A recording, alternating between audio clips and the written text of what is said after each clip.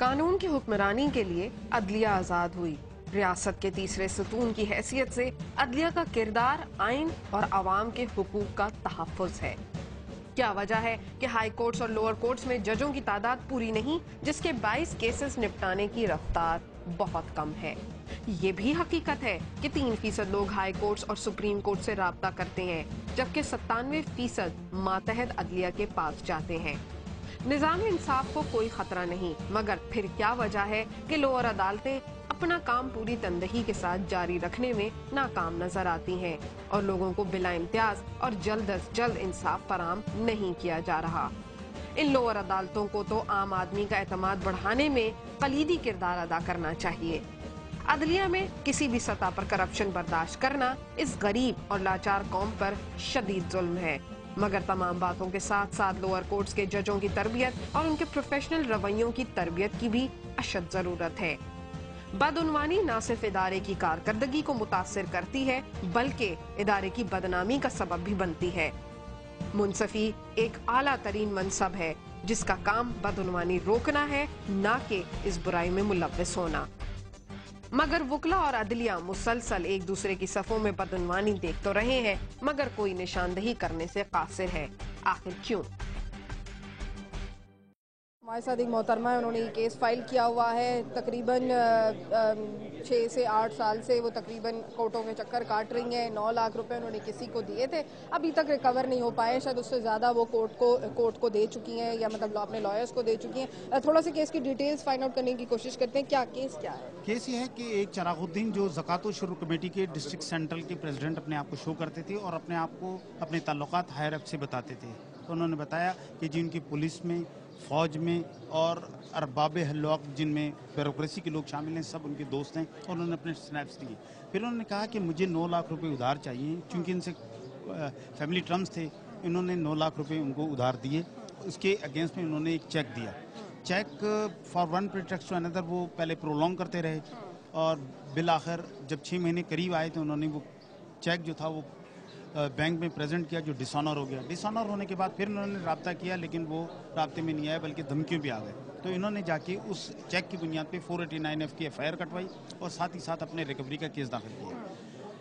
वो केस चलता रहा और वो ज़मानत पे आए। फिर इसके बाद वो केस कंक्लूड हुआ, ट्रायल हुआ और उससे सज़ा हुई, जो ये 489F के केस में। इसी तरह ये जो केस जो हमारा था, उसमें हमारी डिग्री हुई और डिग्री के साथ अदालत ने हुक्म दिया कि हमें इंटरेस्ट भी दें, लेकिन अब वो उसके बाद उन्होंने अपील फाइल की। फिर अपील फाइल कर दी। हाँ, अच्छा, जो सज़ा हुई थी उसके अंदर भी अपील हुई। अपील के अंदर जो ही उसकी ज़मानत थी, उसके बाद ही फ्लड अवे फ्रॉम द सी और वो मफरूर हो गया। मफरूर हो गए। सही, पुलिस पकड़ने में नाकाम हो गई, नाकाम एज यूजुअल। जी, उनको भी पैसे खिला दिए होंगे। हाँ, अब उन्होंने क्या किया कि जब एग्जीक्यूशन चल रही थी तो उनका नाम एक 1205 नंबर का मकान था। हमने कहा जी इसको सेल आउट करके हमारी पैसे रिकवर कर लें। तो बाद में पता ये चला, during pendency of the case उन्होंने एक दूसरी हरकत ये की कि उस जो 1205 R1205 जो फेडरल एरिया में वाकई उनका मकान था, उन्होंने किसी कहकशा नामी लड़की को, जिसको बाद में पता चला कि उनकी बेटी है, उसका नाम गिफ्ट कर दिया।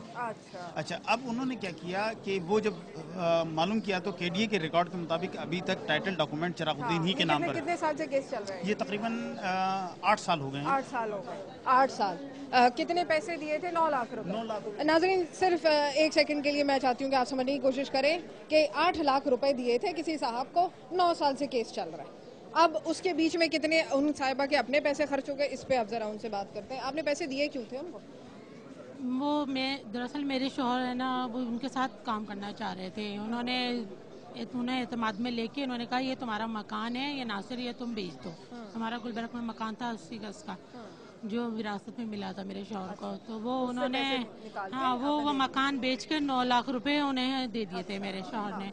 लेकिन फिर हम लोग सरजानी शिफ्ट हो गए, गुलबर्ग से किराए के मकान में चले गए।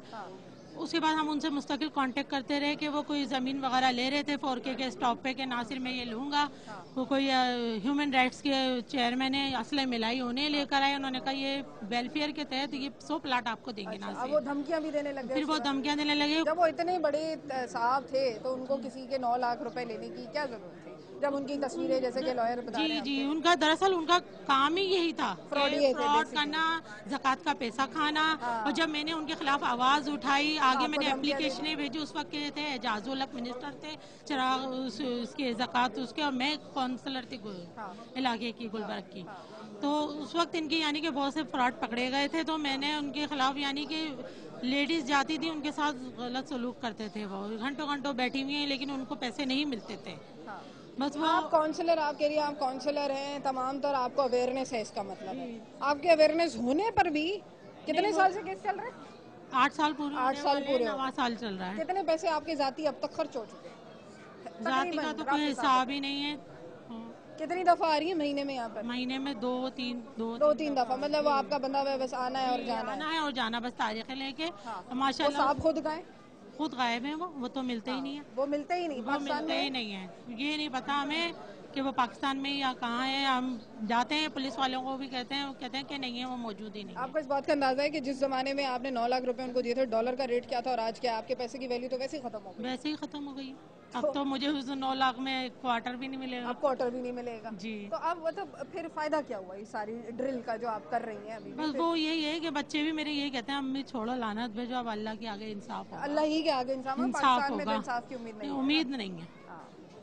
ناظرین میرے خیال سے شاید مجھے اس میں کوئی بات زیادہ کہنے کی ضرورت نہیں ہے، کیونکہ اب جو کیس 8-9 سال سے چل رہا ہو، جس کے اندر پیسے کی ویلیو جو تھی وہ اب یا رہی نہیں ہو، جو 8 لاکھ روپے یا 9 لاکھ روپے 10 سال پہلے 8 سال پہلے ان کی ویلیو تھی، آج ان کی وہ ویلیو ہی نہیں ہے. پیسہ اتنا زیادہ ڈی ویلیوٹ کر گیا. اور پھر میرے ساتھ جو میری بہن تھی، انہوں نے بڑے آرام سے بات کی تھی کہ بس اللہ کی عدالت میں فیصلے کیا، انصاف کی امید ہے. تو میری بھی شاید اب اللہ ہی کی عدالت میں انصاف کی امید ہو سکتی ہے، کیونکہ اس ملک کے وہ حالات جہاں پر اللہ ہی سے امیدیں لگائی جا سکیں اور جہاں پر اللہ ہی کا نام لے کر ایک 6 سال کی بچی کے ساتھ زیادتی بھی کر لی جائے اور اللہ ہی کا نام لے کر اس کے اندر بہن بھائی آپس میں ایک دوسرے کے اوپر کیس کرتے رہیں، جب وہ بھائی ڈرائیور ہو اور دھمکیاں آپس میں سسرال والے اپنی بہوؤں کو دیں، اور مطلب وہ سوسائٹی کے اندر جس کے اندر ہم اب کوئی سسٹم ان پلیس نہیں ہے. کیونکہ یہاں پر سب سے بڑا سوال یہ ہے کہ قانون کی بالادستی ہونی چاہیے، مگر کیوں نہیں ہے؟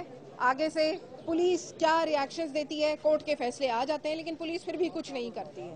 یہ ایک بہت بڑا سوال ہے. ناپید ہو جائے وہاں قومیں تباہ ہو جاتی ہیں. تو وہ ہو گئی ہے، ہو گئی ہے. لسانیت کو بڑھاوا ملتا ہے، انسان ایک دوسرے کو کھانے کے لیے دوڑتا ہے، مارتا ہے. یہ یہاں یہی کچھ وہ ہر سوسائٹی میں، وہ ہر سوسائٹی میں ہوتا ہے. ایک کمیونٹی کا آدمی دوسرے کمیونٹی کا آدمی کو جب ذرا سا نقصان پہنچاتا ہے، زیادتی کرتا ہے، تو اس کے اندر انتقام کا جذبہ بھر جاتا ہے. وہ کہتا ہے کہ میں اس کو کچے کو کھا جاؤں، چبا جاؤں. ٹھیک ہے، لیکن عدالتیں ہوتی ہیں نا، پولیس والے ہوتے ہیں. عدالتیں بس کہنے کی باتیں ہیں ساری، کہیں انصاف نہیں مل رہا. سب یہ اتنا رش جو ہے، اتنے ہزاروں لوگ، لاکھوں لوگ جو عدالتوں میں دھکے کھا رہے ہیں.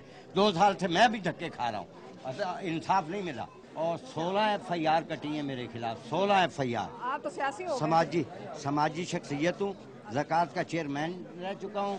16 FIR کٹی ہیں، کسی ایک FIR میں مجھے سزا نہیں ہوئی، ایک دن اور 1 روپیہ جرمانہ نہیں ہوا. اور ابھی کیس چل رہے ہیں اور سب کیس جھوٹے ثابت ہوئے ہیں. 3-4 کیسوں میں مجھے اٹھایا ہے، میرے گھر پولیس کودی ہے، فائرنگ کی ہے، بربریت کا مظاہرہ کیا ہے، میرے بچوں کو مارا ہے اور اس کی FIR کٹی ہے. 2 سال سے کیس چل رہا ہے. اندازہ کریں آپ کہ انصاف کہاں مل سکتا ہے؟ انصاف ناپید ہے.